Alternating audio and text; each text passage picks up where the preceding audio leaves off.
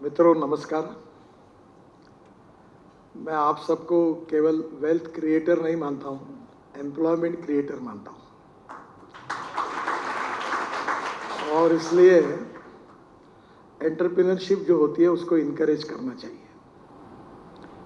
हमारे पास financial management, human resources management सभी प्रकार के कोर्सेस हैं, पर एंटरप्रेन्योरशिप का अभी तक जितने कोर्सेस होने चाहिए, उतने इंस्टीट्यूट होने चाहिए, उतने नहीं है। और एंटरप्रेन्योरशिप बहुत इम्पोर्टेंट है। और एंटरप्रेन्योरशिप जो है उसमें आपको भी पता है कि कोई किसी सब्जेक्ट में एक्सपर्ट हो या ना हो, पर अगर एंटरप्रेन्योरशिप होगी तो निश्चित रूप से उसको सक्सेस मिलता है। और इसलिए ये एंटरप्रेन्योरशिप को इनकरेज करने के लिए आप लोग काफ़ी डिस्कशन करते हैं, तो मैं भी मेरा छोटा सा एजेंडा आपके सामने रखने का मौका मुझे मिला, इसलिए मैं भी उसका एडवांटेज ले रहा हूँ। पहली बात तो ऐसी है कि फ्यूचरिस्टिक डेवलपमेंट में आप सब लोग इसके एक्सपर्ट ही हो कि proven technology, economic viability, availability of raw material and marketability, ये चार पिलर बहुत इम्पोर्टेंट है। और मैं ये मानता हूँ कि आप सब चारों विषयों के बहुत ही एक्सपर्ट हैं, आपको समझता है कि किस में जाना चाहिए। मैं आपको कुछ जानकारियाँ ऐसी दे रहा हूँ कि जहाँ बहुत बड़ा पोटेंशियल है, जो सरकार में होने के कारण मुझे मालूम है, वो केवल आपको बता रहा हूँ। हमारे देश का टोटल जीडीपी ग्रोथ जो है, अभी हमको और बढ़ाने की आवश्यकता है। और ये जो जीडीपी ग्रोथ है उसमें से 52 to 54% फ्रॉम सर्विस सेक्टर से आता है, 22 to 24% मैन्युफैक्चरिंग सेक्टर से आता है, और 12% to 13% agriculture and allied industry से आता है। हमारे देश के पॉपुलेशन को अगर सोचेंगे तो 65% ऑफ द पॉपुलेशन हमारी एग्रीकल्चर, रूरल और ट्राइबल एरिया में है। और इसलिए स्वाभाविक रूप से इसका जो कंट्रीब्यूशन है 65% ऑफ द पॉपुलेशन का जीडीपी ग्रोथ में, वो थोड़ा निग्लिजिबल है। ये जो 124 डिस्ट्रिक्ट्स ऐसे जो है, एस्पिरेंट डिस्ट्रिक्ट्स हैं, जो सोशली, इकोनॉमिकली और एजुकेशनली बैकवर्ड है। और इसलिए स्वाभाविक रूप से हमारी प्रायोरिटी है कि अगर आत्मनिर्भर भारत बनाना है, और प्रधानमंत्री जी का सपना है कि $5 ट्रिलियन की इकोनॉमी बनानी है, तो हमको सबसे पहले agriculture, rural and tribal India पर बहुत कॉन्सेंट्रेट करना पड़ेगा। जल, जमीन, जंगल और जानवर, इन तीनों पर आधारित जो आर्थिक व्यवस्था है उसके लिए थोड़ा इकोनॉमिक वायबिलिटी के साथ सोचना होगा। और इसलिए मैं तो एग्रीकल्चर से हूँ, वैसे मैं कंस्ट्रक्शन का कोई एक्सपर्ट नहीं हूँ और मुझे इतना विद्वान भी नहीं हूँ, पर मुझे अभी 3 डिलीट मिली है। एक डिलीट जो मिली है वो महात्मा ज्योतिबा फुले एग्रीकल्चर यूनिवर्सिटी से मिली है, और दूसरी पंजाब राव देशमुख एग्रीकल्चर यूनिवर्सिटी की मिली है, और दोनों डिलीट जो है वो एग्रीकल्चर साइंस के लिए मिली है। और तीसरी अभी औरंगाबाद में बाबा साहेब अम्बेडकर यूनिवर्सिटी की मैं लेने के लिए जा रहा हूँ 2-4 दिन में ही, वो उन्होंने दी है। एक्चुअली मैं उसके लायक नहीं हूँ, पर उन्होंने प्रस्ताव मंजूर करके गवर्नर से पास करके फिर मुझे बताया, तो मैंने उसको स्वीकार किया। पर मैं अभी भी अपने नाम के सामने डॉक्टर लगाता नहीं हूँ। मैं इंजीनियर भी नहीं हूँ और डॉक्टर भी नहीं हूँ। पर एक बात जरूर है कि हमारे देश में अभी 6 वर्ल्ड रिकॉर्ड रोड कंस्ट्रक्शन में हुए हैं, वर्ल्ड रिकॉर्ड। और इसका संबंध नॉलेज और टेक्नोलॉजी से ज़्यादा नहीं है। मैं जब मुंबई पुणे एक्सप्रेस हाईवे और वर्ली बांद्रा सीलिंग प्रोजेक्ट बना रहा था और मुंबई में 55 फ्लाईओवर्स बना रहा था, तब मेरी ऑर्गेनाइजेशन मैंने स्थापन की थी MSRDC, और उसके पास 5 करोड़ रुपए थे। और धीरू भाई अंबानी थे उस समय, और मैंने उनका टेंडर 3600 करोड़ का 97 में रिजेक्ट किया था। तो वो नाराज थे मेरे ऊपर, वो लोएस्ट थे। और तब मैंने उस समय ये ऑर्गेनाइजेशन शुरू की और कैपिटल मार्केट में मैं गया था। तो कैपिटल के मार्केट में मैं जब गया उस समय, और हमने बॉन्ड इश्यू निकाले थे, तो 500 करोड़ के अगेंस्ट हमको 1200 करोड़ मिले, फिर 600 करोड़ के अगेंस्ट हमको 1000 करोड़ मिले। तो बॉन्ड इशू ओवर सब्सक्राइब हुआ और उस अनुभव ने मुझे बहुत कुछ सिखाया कि जैसे Worli Bandra sea link project, Mumbai Pune express highway, 55 flyovers, इसके पैसे भी वसूल हो गए। मैं तो दिल्ली आ गया, तो अभी महाराष्ट्र सरकार ने मुंबई पुणे एक्सप्रेस हाईवे को 8000 करोड़ रुपए लेकर एडवांस में बेच दिया, मोनेटाइज किया। तो पहली बात तो यही है कि इकोनॉमिक वायबिलिटी इंफ्रास्ट्रक्चर में है। फिर मैं दूसरी बार जब बॉन्ड इशू के लिए गया था तो कोचिन शिपयार्ड के लिए मैं शिपिंग मिनिस्टर था, और कोचिन शिपयार्ड में हमें काफ़ी इन्वेस्टमेंट करनी थी। तो मैंने सुझाव दिया कि हम लोग कैपिटल मार्केट में जाएंगे। तो स्वाभाविक रूप से कोचिन में यूनियन जो थी वो कम्युनिस्ट पार्टी और बाकी लोगों की थी, तो उन्होंने इसका विरोध किया। तो मैंने उनको बुलाकर समझाया, देखिए अगर 3-4 हज़ार करोड़ कोचिन शिपयार्ड के पास आएंगे तो हम डेवलपमेंट करेंगे, नए नए शिप बनाएंगे, और इसके कारण एम्प्लॉयमेंट पोटेंशियल बढ़ेगा और आपको रोजगार मिलेगा। और अगर आपको नहीं चाहिए तो मैं दूसरी जगह ये ले जाता हूँ और वहाँ डेवलपमेंट करता हूँ। बाद में मुख्यमंत्री जो थे वो सब कन्विंस हो गए और हम कैपिटल मार्केट में गए, और कोचिन शिपयार्ड आज एक फ्लैगशिप कंपनी है। हमारा बॉन्ड इशू ओवर सब्सक्राइब हुआ। फिर मैं कल अभी एक 4-5 दिन पहले मैं एक्चुअली फैमिली के साथ गोवा चला गया था, और हमने हमारा NHI में इनविट मॉडल है, अनकन्वर्टेबल डिबेंचर्स। तो मेरे अब मन में एक बात आई कि अब धनवान लोगों से पैसे नहीं लेना है, बैंकों से नहीं लेना है। अब हिंदुस्तान की रोड इंफ्रास्ट्रक्चर के लिए पैसा गरीब आदमी से लेना है। कोई वेटर होगा, कोई कांस्टेबल होगा, कोई पत्रकार होगा, कोई रिटायर्ड होगा, उसको धनवान बनाए।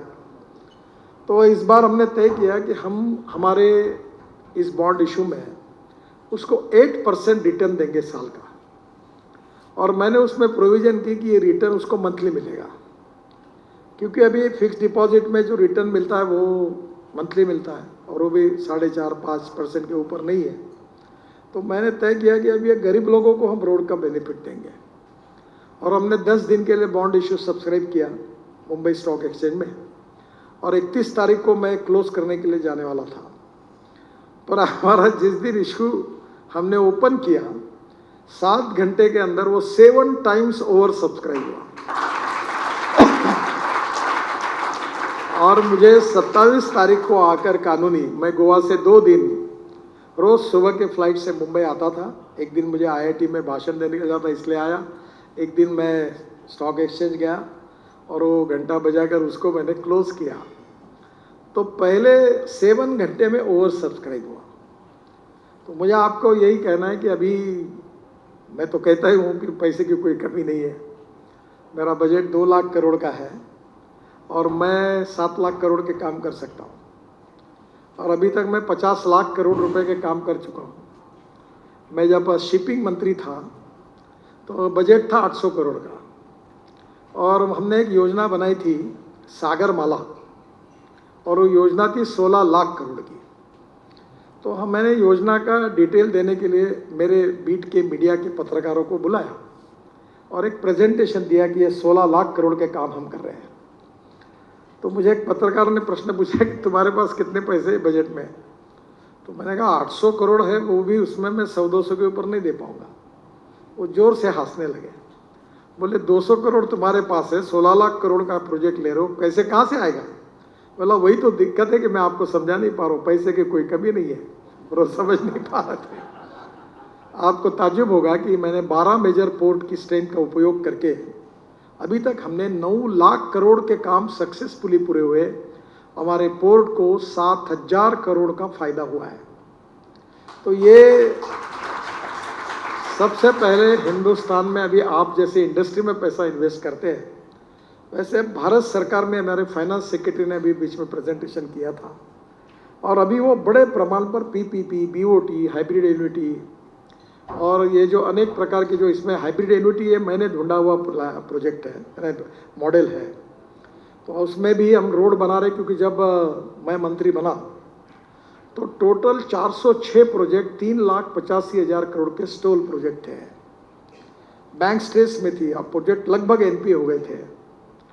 तो उस कारण उस स्थिति में उससे बाहर निकालने के लिए मेरे डिपार्टमेंट में और हमारे लोगों ने मिलकर हमने इंडियन बैंकों को 3 लाख करोड़ के एनपीए से बचाया। लगभग हमने 40,000 करोड़ के प्रोजेक्ट टर्मिनेट किए और बाकी प्रोजेक्ट रिजॉल्व किए, प्रॉब्लम सॉल्व किए और आज वो प्रोजेक्ट अच्छे चल रहे हैं। पर इसमें BOT, PPP, hybrid annuity, InvIT, TOT, ये अलग अलग मॉडल्स और सबको सक्सेस मिले। और अभी तो मैं मॉनिटराइज कर रहा हूँ, तो मैं अभी हमारा टोल इनकम 40,000 करोड़ है एनएचआई का, और 24 एंड होगा तब 1,40,000 करोड़ होगा। और 1,40,000 करोड़ को मैं मॉनिटाइज करते जाऊंगा तो उससे मुझे पैसे मिलते जाएंगे। तो रोड बनाकर मैं सरकार में फ़ायदा कमाऊंगा, खर्चा तो निकल जाएगा। समझो 1,000 करोड़ का रोड मैंने बनाया और उसको मैं अगर 15 साल के लिए मॉनिटाइज करूं तो मुझे 1,600 करोड़ मिलेंगे। तो 600 करोड़ उसमें मुझे ज़्यादा के मिल गया, तो 1,000 करोड़ में उनके 10 साल 15 साल में वापस कर दूंगा। तो रोज टोल मिलता ही है। तो ऐसी बहुत सी बातें जो है जिसके लिए मैं आपको सुझाव दूंगा कि अब पब्लिक प्राइवेट इन्वेस्टमेंट में आप उतरिए। मैं आपको 2 अच्छा उदाहरण बताऊंगा कि मथुरा में इंडियन ऑयल की रिफाइनरी है और मैं वाटर रिसोर्सेस मंत्री था, और मथुरा में मथुरा बहुत गंदा शहर है, अन्यथा मत लीजिए। तो मैं भी वहाँ अभी 15,000 करोड़ के रोड वगैरह बना रहा हूँ, पर वहाँ कचरा बहुत था, मुझे अच्छा नहीं लगा जब मैं वहाँ अंदर गया था।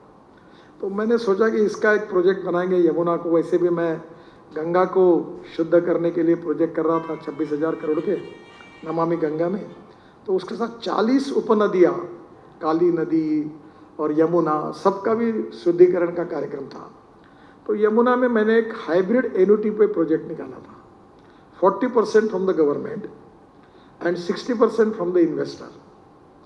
और आपको ताज्जुब होगा कि ये प्रोजेक्ट टेंडर निकाला और इन्वेस्टर है त्रिवेणी इंजीनियरिंग कंपनी, शायद यहीं के दिल्ली के आसपास की है। उन्होंने प्रोजेक्ट लिया और उसमें क्या किया मैंने कि जो इंडियन ऑयल के लोगों को बुलाया है, उनकी रिफाइनरी है मथुरा स्टेशन के बाजू में, उनको पानी लगता था, वो उत्तर प्रदेश के इरिगेशन डिपार्टमेंट से पानी खरीदते थे। तो मैंने उनको कहा कि मैं ये पानी शुद्ध करके आप कितना पैसा देते हो यूपी के सरकार को पानी के लिए? बोले 25 करोड़। तुम 20 करोड़ दो, तुम्हारे 5 करोड़ बच जाएंगे। और अभी प्रोजेक्ट ऐसा है कि त्रिवेणी इंजीनियरिंग वो स्लज को साफ कर रही है और क्लीन वाटर रिफाइनरी को दे रहे हैं, और उसमें से 20 करोड़ साल के त्रिवेणी इंजीनियरिंग को मिलते हैं और 60% गवर्नमेंट ने दिया है, और प्रोजेक्ट अब चालू हो गया है। तो solid waste management and liquid waste management में भी करीब 5 लाख करोड़ की इकोनॉमी बन सकती है बाय पब्लिक प्राइवेट इन्वेस्टमेंट। और इसमें अब मेरा ड्रीम है, अभी हुआ नहीं वो ये है कि ग्रीन हाइड्रोजन ये is a fuel for the future. और मेरे पास गाड़ी है, आज मैं उसमें नहीं आया हूँ, पर मैं घूमता हूँ दिल्ली में, हाइड्रोजन की गाड़ी है, फ्लेक्स इंजन, इथेनॉल भी 100% गाड़ी, और इलेक्ट्रिक के गाड़ी में ही घूमता हूँ। मुझे पेट्रोल डीजल ख़त्म ही करना है देश का। तो मैं हाइड्रोजन 3 प्रकार का है। वन हाइड्रोजन जो कोल से होता है वो ब्लैक हाइड्रोजन, पेट्रोलियम से होता है वो ब्राउन हाइड्रोजन, और जो बायोमास से, ऑर्गेनिक वेस्ट से और गंदे पानी से बनता है वो ग्रीन हाइड्रोजन। तो सबसे पहले मैं आपको बताऊंगा कि आप इसमें जरूर जाइए। ग्रीन हाइड्रोजन जो है ये फ्यूचर है, और अभी जर्मनी में 1,000 किलोमीटर रेलवे का इंजन ग्रीन हाइड्रोजन पे चला, हवाई जहाज चला। इसके बाद steel industry, pharmaceutical, chemical industry में हाइड्रोजन चलने वाला है। और हम एनर्जी को इंपोर्ट करने वाले नहीं, हम एनर्जी को एक्सपोर्ट करने वाला देश बनना है। तो मैं पहला बात कहूँगा कि इसमें आप इंटरेस्ट लीजिए। अब मैंने जो मॉडल सोचा है, ये ब्लैक हाइड्रोजन और ब्राउन हाइड्रोजन ये पर्यावरण के दृष्टि से अच्छा नहीं है। हमारी प्रायोरिटी है वेस्ट टू वेल्थ। बहुत बार मैं ये 2 बातों का जिक्र करता हूँ कि innovation, entrepreneurship, science, technology, research, skill and successful practices, we name it as knowledge, and conversion of knowledge into wealth is the future. That is the first philosophy. The second philosophy is west to wealth. And I am always telling to people that no one is west, no material is west. It is depending upon the appropriate technology, appropriate leadership, appropriate vision of the leadership that you can convert that waste material into wealth. अगर आप उसको आदमी को बदल सकते हैं तो नहीं बदल सके तो ये आपका फेल्यूर है। और इसलिए हमें हमारे साथ काम करने वाले लोगों की भी क्षमता बढ़ानी है, बदलना है उनको। और वो हर जगह उसमें योजना करने वाला बहुत इंपॉर्टेंट। मैं पॉलिटिक्स में हूँ तो हमारे अलग अलग प्रकार के लोग होते हैं, पर सब प्रकार के लोग लगते हैं। केवल अच्छे विद्वान लोगों से काम नहीं जमता, तो कुछ पहलवान भी होते हैं, मारपीट करने के काम में ऊपर में आते हैं। तो जो पहलवान है उसको बोले कि तुम इंटेलेक्चुअल सेल में काम करो, और इंटेलेक्चुअल सेल में जो काम कर रहा है आइडियोलॉजी को डेवलपमेंट, उसको बोलो तू जरा देख, उससे जरा देखना है, तो ये जमेगा नहीं। हर व्यक्ति को काम और हर काम को उचित व्यक्ति, that is very important. The fourth principle of the management is appropriate person for the appropriate work. And the second important thing is division of work and decentralization of power. Division of work and decentralization of power is very important. कुछ लोग ऐसा होते हैं बहुत अच्छे होते हैं पर सब काम खुद ही करते हैं। लीडरशिप का मतलब है तुम चुपचाप बैठो और टीम को काम करने लगाओ, और किसने ठीक काम कम पड़ा है उसकी मदद करो। तो आप ही खुद खूब मेहनत करते हो तो मज़ा नहीं है उसमें। तो मैं अक्सर लोगों को एक मैथमेटिक्स के इक्वेशन की बात करता हूँ कि ए नाम के व्यक्ति ने ए स्क्वायर काम किया और बी नाम के व्यक्ति ने बी स्क्वायर काम किया, तो total work is A square plus B square. But when A and B comes together, thinks together and works together, A plus B bracket में स्क्वायर, इसका जवाब आता है A square plus B square plus twice A B, and twice A B is the result of collective team spirit. आप कितने विद्वान हो, कितने होशियार हो, कितने धनवान हो, ये फर्क नहीं पड़ता, पर you must learn the art of management, कि सब लोगों को साथ में लेकर उनको मोटिवेट करके, इंस्पायर करके, एनर्जी क्रिएट करके हम कलेक्टिव टीम के रूप में कैसे काम करें।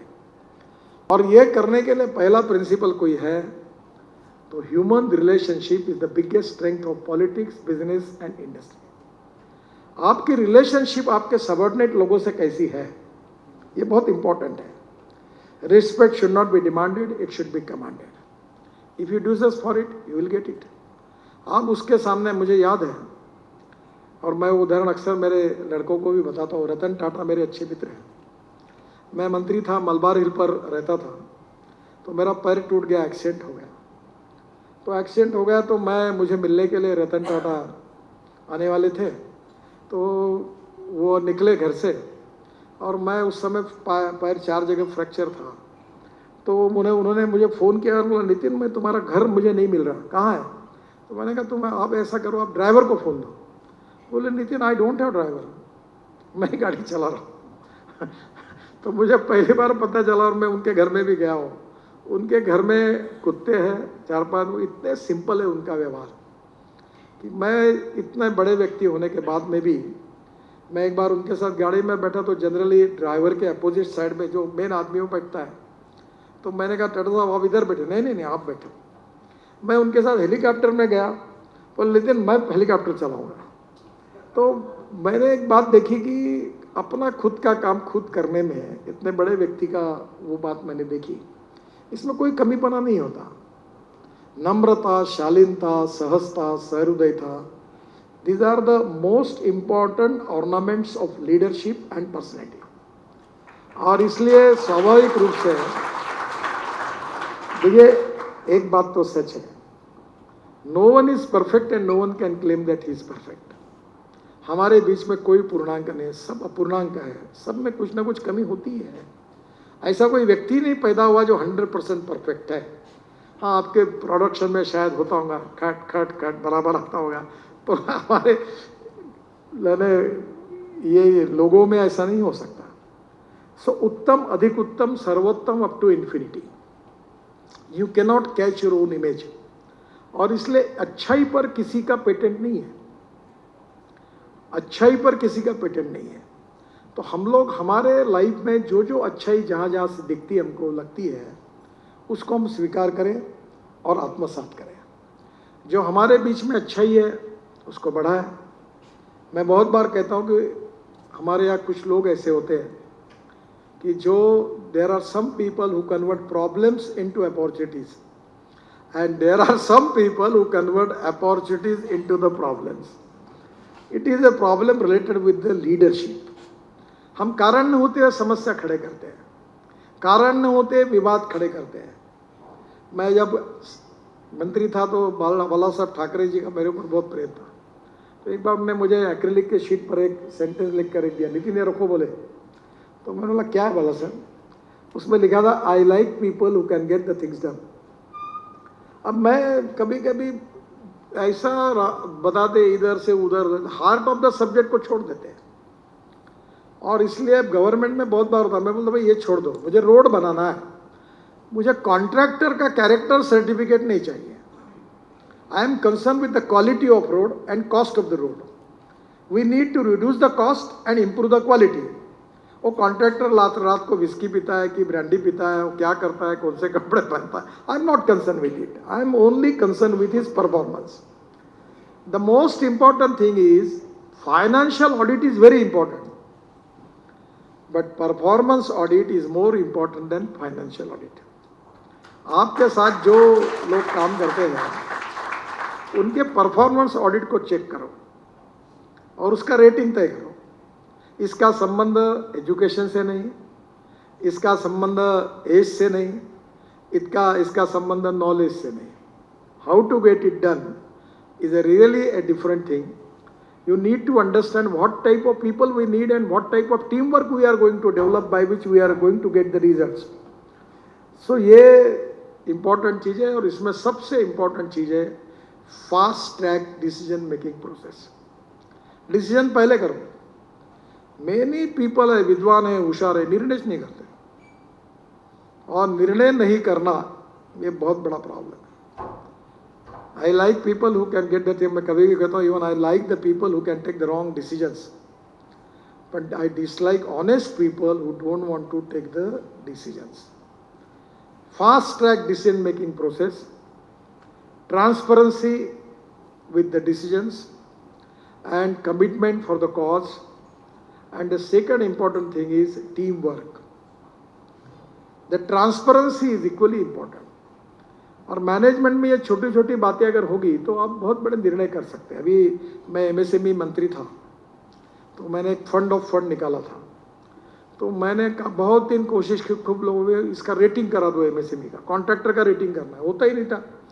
तो एक दिन मैंने कहा मैं तो एक्सपर्ट नहीं हूँ, पर 5 बातें करो कि 5 साल का बैंक का टर्नओवर कैसा है वो निकालो, 5 साल का profit and loss account check करो, 5 साल का इसने एक्सपोर्ट कितना किया है वो चेक करो, और 5 साल में इसके ऊपर कोई डिफॉल्केशन हुआ है क्या, नोटिसेस आई है क्या, ये चेक करो। और ये करने के बाद और कोई 1-2 क्राइटेरिया लगा दो, इसने लाइसेंस कोटा सब ठीक किया है कि नहीं, कोई टैक्स चोरी की है क्या, इनकम टैक्स का भी उसका 5 साल का रिकॉर्ड चेक करो और उसका रेटिंग कर दो और उसको बैंक में 3 घंटे में लोन दे दो। अगर ये 5 बातें जिसकी अच्छी होगी वो डिफॉल्टर बन ही नहीं सकता। तो धीरे धीरे with performance audit you can make the rating of the companies and the persons, और मुझे लगता है ये बहुत उपयोगी होगा। अभी टेक्नोलॉजी के बारे में काफ़ी चर्चा होती है। Upgradation of technology is very important because cost कम करना और क्वालिटी को इम्प्रूव करना इज़ वेरी इंपॉर्टेंट। अभी जैसे हमारे यहाँ, मैं ऑटोमोबाइल का काम मिनिस्टर हूँ, तो हमारे लिथियम आयन बैटरी और इलेक्ट्रिक कार आई। यही होटल में मैं आया तो बहुत बार में फिर गाड़ी बंद हुई तो क्या होगा, फिर रास्ते में इलेक्ट्रिक कहाँ से आएगी, किसी की गाड़ी बंद नहीं हुई, पर पूछने वाले सवाल पूछती है। अब जब गाड़ियाँ बेचना शुरू हो गया तो अभी 4 व्हीलर 2 व्हीलर में 400 स्टार्टअप आए जो इलेक्ट्रिक स्कूटर बना रहे हैं। वो होशियार है, वो बजाज और टीवीएस ने 120 मीटर वाली गाड़ी स्कूटर लॉन्च की तो इन्होंने 60 मीटर वाली की। तो मैंने वो वेणु श्रीनिवासन और राजू बजाज को पूछा कि तुम 120 मीटर क्यों कर रहे हो, तो उन्होंने सर्वे किया। तो सर्वे में एक बात पता चली कि हमारी स्कूटर चलाने वाले लोग दिन में मैक्सिमम 24 किलोमीटर या 26 किलोमीटर चलाते हैं। तो मैंने कहा ये 60 किलोमीटर की रेंज बढ़ाकर लिथियम आयन बैटरी की कॉस्ट क्यों बढ़ा रहे हो। ये मैं बोल नहीं रहा था, उतने में 400 स्टार्टअप तैयार हुए अब उन्होंने 60 किलोमीटर की स्कूटर तैयार की, बढ़िया अच्छे डिजाइन से है, और अभी वो स्कूटर 70,000 रुपये बेच रहे, इनकी 1,30,000 में है। अच्छा, उनको भी सेल है क्योंकि 50% ऑफ द टू व्हीलर हम एक्सपोर्ट करते हैं, तो स्वाभाविक रूप से मार्केट मिल गया। तो टेक्नोलॉजी में भी जो बात इंपॉर्टेंट है कि इकोनॉमिक वायबिलिटी भी इंपॉर्टेंट है। अगर आपने बहुत अच्छी क्वालिटी की और पेइंग कैपेसिटी ही कंज्यूमर की नहीं है तो उपयोग क्या होगा? तो वॉल्यूम में बिजनेस करना होगा, तो प्रूवन टेक्नोलॉजी के साथ इकोनॉमिक वायबिलिटी के बिना मार्केटेबिलिटी संभव नहीं है। और इसलिए मैं ज़्यादातर आपको आज जो कुछ कहने वाला हूँ कि वो सरकार से रिलेटेड है, बाकी बातों से। एक तो पहली बात, अल्टरनेटिव फ्यूल में जाओ। आप सब दिल्ली के लोग हो, अभी ये पंजाब हरियाणा में परली होती है, अभी पोल्यूशन शुरू हुआ। अभी 5 ton of parali is given 1 ton of bio CNG and bio LNG, जिसमें ट्रक और बसेस चल सकती है। Cost of the project is 50 crore है। अगर ये परली फुकट में मिलती है तो ये परली से आप ये करो। अभी पानीपत में मैं बहुत दिनों से पीछे पड़ा था, इंडियन ऑयल ने एक प्लान डाला है कि वो परली से 1 लाख लीटर बायो इथेनॉल और 150 ton bio bitumen per day बना रहे हैं। तो ये parali is a waste raw material जो फुकट में आपको मिलेगा हरियाणा, पंजाब और सहारनपुर में। तो बायो सीएनजी और आप अभी ट्रैक्टर को, ट्रक को, बस को कन्वर्ट कर सकते हैं सीएनजी में। तो मैं पहला कहूँगा कि ये परली का कुछ करो। दूसरी बात, मैंने 8 दिन के पहले एक टेक्नोलॉजी मेरे पास आई और जो प्रूवन है कि ट्रैक्टर मोल्डेड यूनिट है। CSR और सेंट्रल रिसर्च ऑर्गेनाइजेशन ने मुझे प्रेजेंटेशन दिया, और वो परली से वो बायो बिटुमिन बना रहे हैं लिक्विड का। उसमें उसका ग्रेडेशन बिटुमिन के ग्रेड का है। तो मैंने बोला जितना बनाऊंगे उतना मैं खरीदने के लिए तैयार हूँ। तो परली इज अ वेस्ट मटेरियल, और उससे टेक्नोलॉजी का उपयोग करके बायो बिटुमिन बनेगा तो कितना फ़ायदा होगा। अब ये टायर थे, तो टायर हमारे देश में वेस्ट टायर लाने के लिए अनुमति नहीं थी, इंपोर्ट करने के लिए। मैंने काफ़ी पीछे पड़ के अनुमति दी, क्योंकि अब दुनिया भर के वेस्ट को बुलाओ देश में। मैं बहुत सोच के बोल रहा हूँ। वेस्ट टू वेल्थ में अगर ये कार स्क्रैपिंग हमने किया है, इससे हमको aluminium, copper, plastic, rubber, steel सब मिलता है। We can reduce the cost of automobile by 25 to 30% by scrapping the vehicles. और वो कम होगी तो हम इंटरनेशनल मार्केट में अच्छे कॉम्पिटिटिव बनेंगे, तो एक्सपोर्ट बढ़ेगा। अभी ये रबर टायर है, उससे पाउडर निकलती है। We are adding 10% rubber powder in bitumen. Bitumen का रेट 45 रुपये के ऊपर है किलो, और रबर पाउडर 30 रुपये है। फिर जो तार निकलती है उसमें से अभी हमने एक टेक्नोलॉजी लाई है कि डिस्टेंस बिटवीन द 2 पियर, हमारे देश में मेट्रो का, ब्रिज का केवल 30 मीटर होता है। तो ये मलेशिया में डेवलपमेंट हुई। तो फिर ये देखकर मैंने रवि सिन्हा करके IIT के जो मुंबई के थे उनको और कुछ लोगों को सिंगापुर और मलेशिया में भेजा, और वो टेक्नोलॉजी आई, उसका आया, हमने एक्सेप्ट किया। अभी मेट्रो की कॉस्ट 40% कम हो सकती है, क्योंकि ये दो डिस्टेंस बिटवीन द 2 पियर ये हम 120 मीटर कर सकते हैं। क्योंकि ऊपर का जो बीम है, जैसे ये बना हुआ है, ये होटल में यहाँ पियर है, यहाँ है, और दोनों के बीच में ये बीम है। तो ये अगर प्रीकास्ट स्टील फाइबर में किया तो ये डिस्टेंस 120 मीटर बढ़ सकता है, तो कॉस्ट कम हो गई। तो बिल्डिंग कंस्ट्रक्शन की कॉस्ट, मेट्रो की कॉस्ट सब कम हो सकती है। फिर क्योंकि मुझे स्टील और सीमेंट का यूज़ कम ही करना है, क्योंकि वो कुछ लोग मिलके कार्टेल करते रहते और रेट बढ़ाते रहते हैं। आप में से कुछ होंगे तो मुझे माफ करना। तो मैं बोला इनका सबसे अच्छा काम है कि इसका यूज ही कम करो। तो स्टील फाइबर कहाँ से निकलेगा? तो ये जो टायर निकला है, इसमें से एक रोप निकलती है, वायर निकलती है, और उससे वो जो हम लोग स्टील फाइबर बनाएंगे तो वही डाल देंगे, तो वो 30 रुपये किलो मिलेगा वेस्ट के भाव से, 35 रुपये किलो मिलेगा। We need to reduce the cost of construction and we need to increase the quality of construction. To save money is to earn money. तो स्वाभाविक रूप से खूब टेक्नोलॉजी आई है। अभी जैसे मैं आपको ट्रांसपोर्ट सेक्टर में बोलूँगा, हिंदुस्तान में 1,50,000 बसेस है। मैंने अभी double decker electric bus Mumbai में लॉन्च की, बहुत पोटेंशियल है इसमें। अब हमने टेंडर निकाला 5,500 बसेस का, तो कॉस्ट आई नॉन AC बस की 39 रुपीज़ पर किलोमीटर, और AC बस की कॉस्ट आई 41 रुपीज़ पर किलोमीटर, और डीजल बस की कॉस्ट है 115 रुपये पर किलोमीटर। अच्छा, डीजल कोई फूंक के निकाल सकता है, चोरी कर सकता है, तो यहाँ इलेक्ट्रिक की चोरी नहीं होती। दूसरी बात, हमने एक ऐसी सिस्टम बनाई कि मोबाइल फ़ोन या card, smart card, no ticket, camera लगा है, अंदर जाओ, पहले अंदर उतरते समय कार्ड दिखाओ, चढ़ते समय कार्ड दिखाओ, अंदर जाओ। अब मुझे बताइए कि देश में पब्लिक ट्रांसपोर्ट में electric luxury buses, double decker buses, 10 lakh buses आ सकती है। और ट्रांसपोर्ट में इतना पोटेंशियल है कि लंदन में आप जाओगे तो 9 ऑपरेटर है, और ड्राइवर ऑपरेटर का है और कंडक्टर कारपोरेशन का है, और पता भी नहीं चलता कि कौन सी बस किसकी है। आप लंदन में गए होंगे, डबल डेकर बस है, 9 ऑपरेटर है। तो दिल्ली में टिकट रेट 25 से 30%, दिल्ली ने पूरे देश में कम करके हम लोग एयर कंडीशन बसेस का रेट में सबको घुमा सकते हैं, 30% रेट कम करके। इतना कॉस्ट इफेक्टिवनेस है। और अगर ये, मैं अभी मुंबई में मैंने बेस्ट को सलाह दिया कि एयर कंडीशन बस तैयार करो, डोंबिवली से, बोरीवली से विटी तक आने के लिए, और लोग गाड़ी लेने के बजाय अपने गाड़ी में लग्जरी कोच में बैठेंगे, लैपटॉप पर काम करेंगे, एसी होगा, वही कनेक्टिविटी होगी, चाय कॉफ़ी नाश्ता भी मिलेगा, और वो आराम करते हुए अपने ऑफिस में नरीमन पॉइंट आएंगे। ऐसी बसें शुरू कर दो, लोगों को डिस्करेज करो अपनी गाड़ी यूज़ करने के लिए। इट कैन बी पॉसिबल, और कॉस्ट भी कम होगी। अभी मैं आपको बताता हूँ कि मैंने एक मेट्रो तैयार की, उसको रेलवे वाले नितिन गडकरी मेट्रो कहते हैं। ये दिल्ली में मेट्रो बन रही, इसकी कॉस्ट पर किलोमीटर 350 करोड़ है, और मेरी मेट्रो की कॉस्ट 2 करोड़ रुपए पर किलोमीटर है। तो आपको ताज्जुब होगा कि ये कैसी बनी। अभी वो सब अप्रूवल मिल गए, अभी हम लोग उसको शुरू करने जा रहे हैं। नागपुर से अमरावती, नागपुर से चंद्रपुर, नागपुर से गोंदिया, नागपुर से छिंदवाड़ा, नागपुर से बैतूल और नागपुर से रामटेक, हम सब जगह ये मेट्रो 800 किलोमीटर घूमने वाली है। उसकी स्पीड है 140 किलोमीटर की।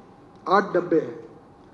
पहले 2 डब्बे जो है, पहला और आखिरी का, उसमें दूध, वेजिटेबल्स, फार्मास्यूटिकल्स इसके लिए रखे हैं, और जो 6 डब्बे हैं उसमें एक है बिजनेस क्लास, जो हवाई जहाज़ में होता है वैसा होगा, और 5 डब्बे में इकोनॉमिक क्लास भी हवाई जहाज़ में जैसा होगा वैसे ही होगा। वाईफाई फ्री ऑफ चार्ज होगा। एयर होस्टेस जैसी लड़की होगी जो चाय पानी कॉफ़ी सब देगी, और उसका टिकट रेट स्टेट ट्रांसपोर्ट से 25% कम होगा, और उसकी स्पीड 140 किलोमीटर प्रति घंटा होगी। मर्सिडीज गाड़ी से अमरावती जाने के लिए 2.5 घंटा लगता है, ये मेट्रो 1 घंटा 35 मिनट में पहुंचाएगी हर स्टेशन पर। अब आया इन्वेस्टमेंट का प्रॉब्लम, तो मैंने कहा सरकार का इन्वेस्टमेंट नहीं चाहिए। मैंने आपके जैसे एंटरप्रेन्योर को इकट्ठा किया, और कोई, मैंने कहा जैसे प्रकाश ट्रैवल है, विजय ट्रैवल है, प्रसन्न ट्रैवल है, तुम एक मेट्रो ले लो। वो चौधरी है बंगाल में जो वैगन बनाते हैं, उनको बुलाया, उन्होंने 40 करोड़ का टेंडर कोटेशन दिया। मैंने कहा 30 करोड़ में दो। अब 50 मेट्रो हम खरीद रहे हैं एमएसएमई में लोन देकर, और मैंने कहा यही नागपुर के और विदर्भ के लोग हुआ, बाहर के नहीं।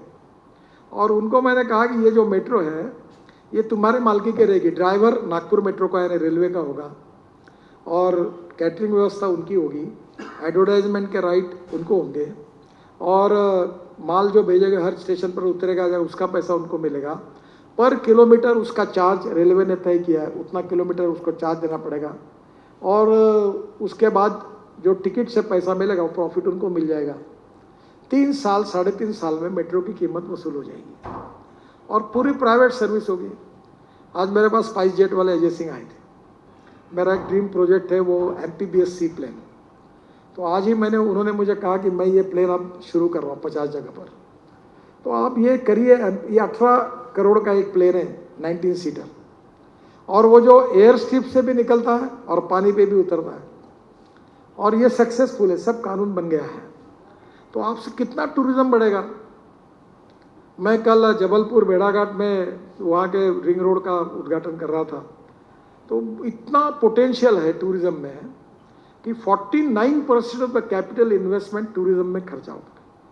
अब हम लोग रोड बना रहे अच्छे, दिल्ली से देहरादून 2 घंटे में, दिल्ली से हरिद्वार 2 घंटे में, दिल्ली से जयपुर 2 घंटे में, दिल्ली से चंडीगढ़ 2.5 घंटे में, दिल्ली से मनाली 8 घंटे में, दिल्ली से अमृतसर 4 घंटे में, कटरा 6 घंटे में, श्रीनगर 8 घंटे में, और दिल्ली से Mumbai up to Nariman point 12 घंटे में। तो लॉजिस्टिक कॉस्ट कम हो जाएगी। अब मैं वो इलेक्ट्रिक, जैसे ट्रेन चलती है वैसे रोप लगाकर, इलेक्ट्रिक की केबल लगाकर मैं ट्रक और बस चलाने का सपना देख रहा हूँ। अभी मैं इलेक्ट्रिक का ट्रैक्टर और इलेक्ट्रिक का ट्रक लॉन्च कर रहा हूँ। अभी मैंने एलएनजी का ब्लू एनर्जी का एक ट्रक लॉन्च किया। 50% सेविंग है डीजल की तुलना में एलएनजी पे चलने में। हमारी लॉजिस्टिक कॉस्ट 16% है, चाइना की 10% है, यूके वेस्टर्न यूरोपियन कंट्री की 12% है।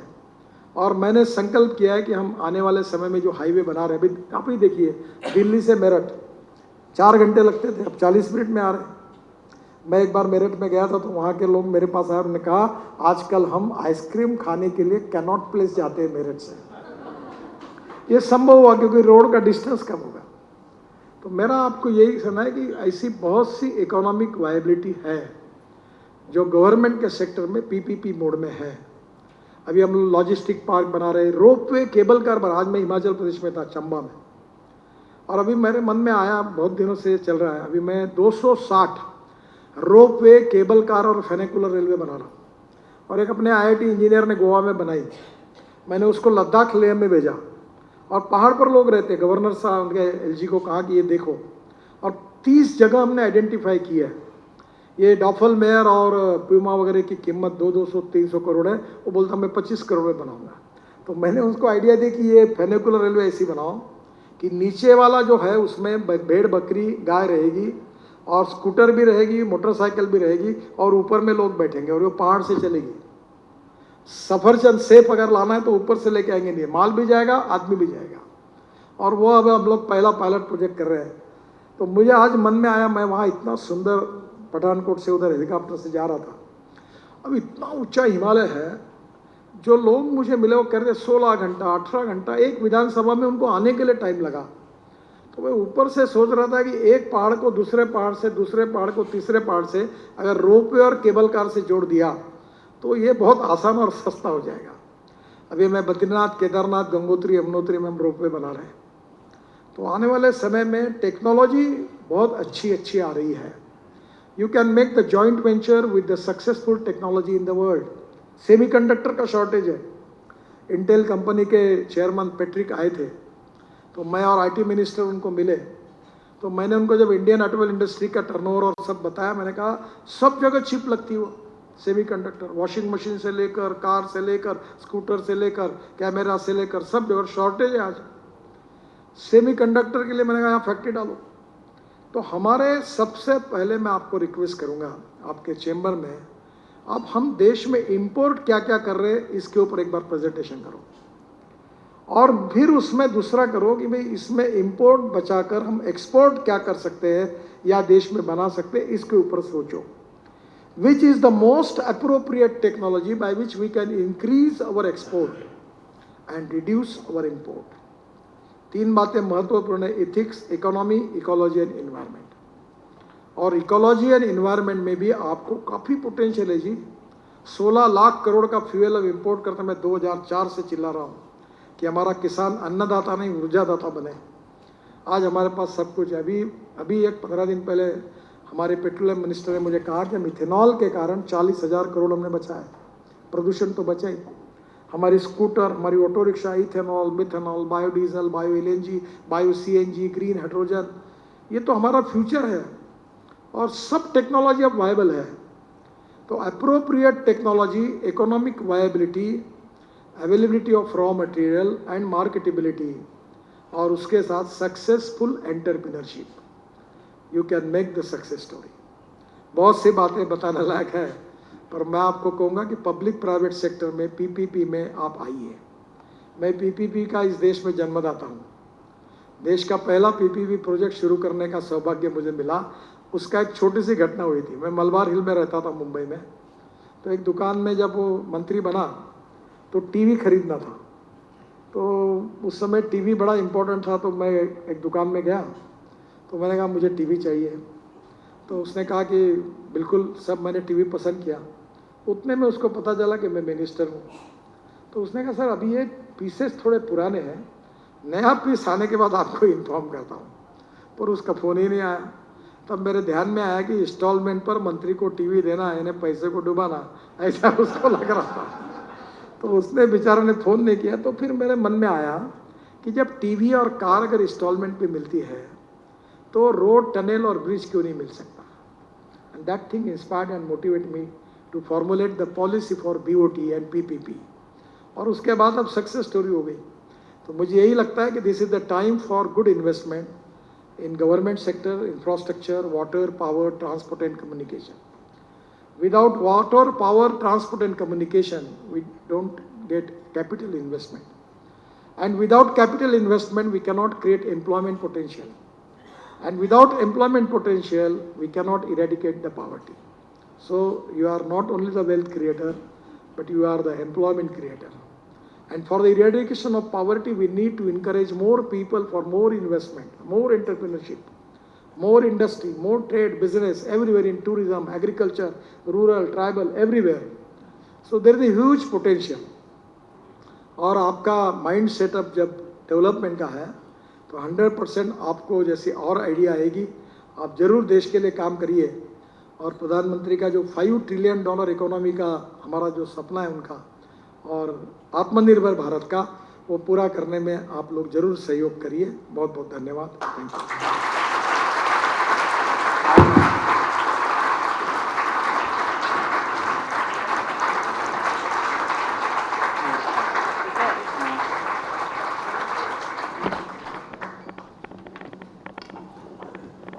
नमस्कार सर, मैं आपसे सर 10 साल पहले ऐसे ही एक यंग एंटरप्रेन्योर्स के कार्यक्रम में मिला था। तब आप भाजपा अध्यक्ष थे और भाजपा विपक्ष में थी। पिछले 8 साल आप केंद्र मंत्री रहे हैं। आपने अपने करियर में 50 लाख करोड़ के प्रोजेक्ट इम्प्लीमेंट किए हैं। हम लोग जो यहाँ एंटरप्रेन्योर हैं वो आपके मुकाबले बहुत छोटी छोटी कंपनियाँ चला रहे हैं, पर हम लोग रोज़ कोई परेशानी से जूझते हैं। आपके चेहरे पे और आपके व्यवहार में कभी टेंशन या कोई परेशानी नहीं दिखती है। और मैं ये कहूँगा कि 10 साल बाद आज आप शायद थोड़े यंगर लग रहे हैं तब से। तो इसका क्या राज है? बहुत सीरियसली हम लोग भी ऐसा पॉजिटिव एटीट्यूड कैसे रख सकते हैं, जो भी हम काम कर रहे हैं उसमें कम टेंशन कैसे ले सकते हैं, ताकि रिजल्ट भी आए और एज भी हमें ना दिखे और हमें हमेशा हंसते भी रहें। तो हम आपसे ये सीख चाहते हैं। देखिए, पहली बात तो मैं आपको एक जो मैंने गलती की वो आप मत करिए। मैं स्टूडेंट लीडर था और पॉलिटिक्स में पागल हो गया। दिन रात काम करता था। रात को 12 बजे 11 बजे ढाबे पे खाना खाता था। दोपहर को 1 बजे समोसे खा लेता था खाने के समय। ऐसी मेरी लाइफ 50 साल तक चली। फिर मेरी तबीयत थोड़ी मुझे ठीक नहीं रहती थी और एक दिन मैंने तय किया कि नहीं, first priority to health, second to ईमानदारी से अपना परिवार की wealth, and third priority to politics. अब मैं कोविड में था, काफ़ी संकट का समय था।